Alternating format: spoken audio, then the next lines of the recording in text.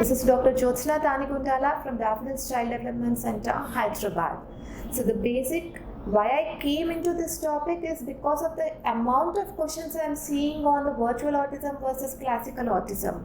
So definitely I want all of you to understand on where the importance to be given, or how we need to give importance, what we need to see. So I request every parent to remember the importance of early identification and early intervention. Early identification is try to be keen on noticing how your child is doing, how he is playing, what are the non-verbal cues that he is showing or exhibiting during his play. Just a simple thing like an interaction, how well the child is interacting to you. So with that, what happens is, if you notice a less amount of interaction, or if you notice the child is not responding well when you are calling his name, and if you notice the child is playing mostly to himself rather than coming and demanding your attention, or if you notice the child is coming to you only for the need based, or only if it needs has to be attended, if the child is reaching to you only during that time, definitely you should become aware and then start dwelling on what assessments we can do. Discuss with your pediatrician, go for the assessments, just get a screening done at least.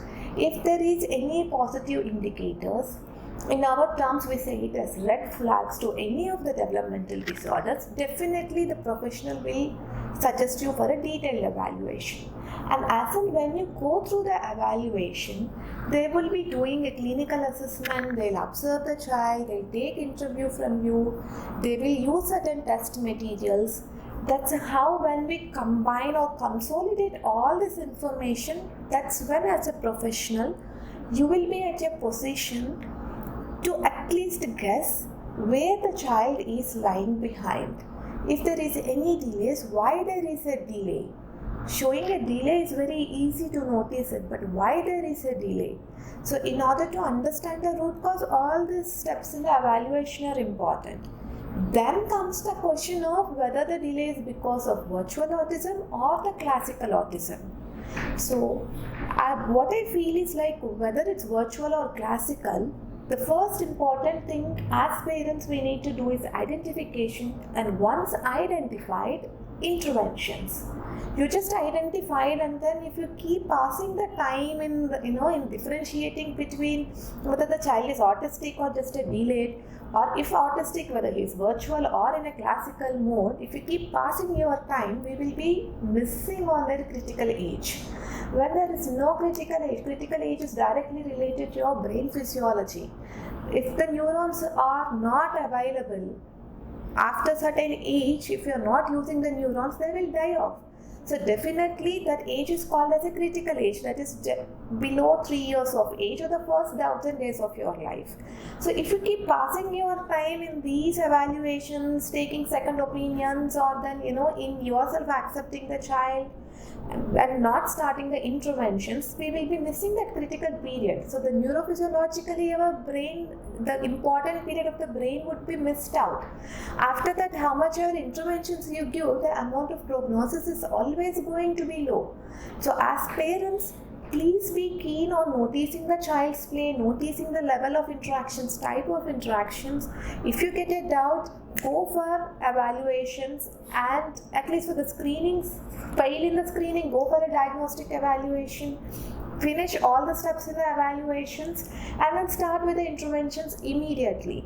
As per the protocol, what all testings we need to do in order to differentiate the child between virtual and classical will be done by your professional.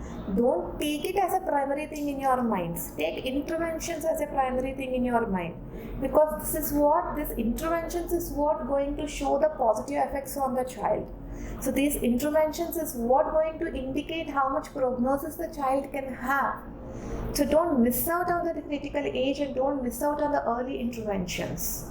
So I hope you all understood that we have to put more importance to identification and intervention rather than labeling the child, or rather than differentially diagnosing the child. The moment there is delay, go for intervention. Don't wait. Minimize this time as much as possible. And whatever As a protocol, whatever testings we need to do as a professionals, leave it to the professional. They will do it. But start interventions early and let the evaluations go on parallelly. There's nothing wrong in it, and in fact that helps the child to learn more. So if you have any further doubts on where to look at, what to look at, and what our importance should be given, whether it's for intervention or for the diagnosis, please put it in our comment box. Thank you so much.